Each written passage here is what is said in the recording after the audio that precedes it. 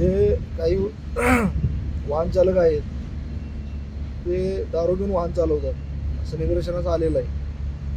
त्याच्यामुळे अपघाताचं प्रमाण जास्त आहे. तर दारू पिऊन वाहन चालवणारा कोणी आढळून आला त्याच्यावरती कठोर कारवाई करण्यात येईल. ही सगळ्यांनी नोंद घ्या की मागच्या वर्षी सुद्धा 4 कारवाया तशा झालेल्या आहेत.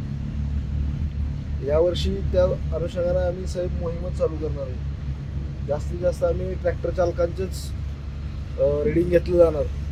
त्यामुळं दारू पिऊन कोण वाहन चालवत असेल तर त्यांनी सतर्क व्हा.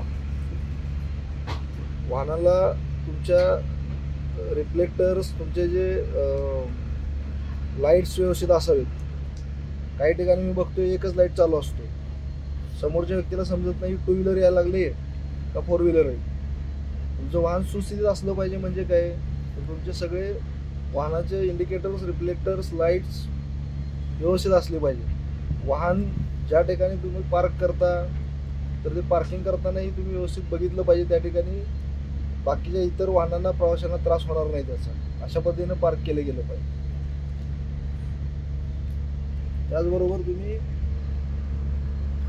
रात्रीच्या वेळेस वाहन उभा करता काही ठिकाणी किंवा पंक्चर होतं काय होतं वाहनात बिघाड होतो तर अशा वेळेस तुमचा एखादा माणूस थांबला पाहिजे.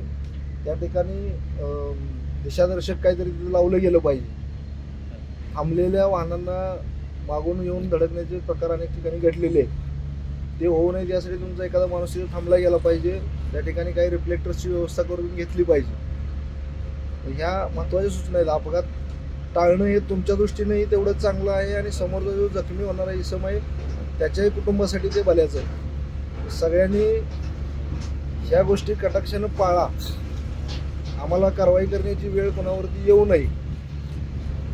आलं का लक्षात? हे आहे गोकुळचं श्रीखंड. अगदी जिभेवर रेंगाळणार. जिभेवरच नाही तर मनावरही रेंगाळणार. गोकुळ श्रीखंड, मनावर रेंगाळणार.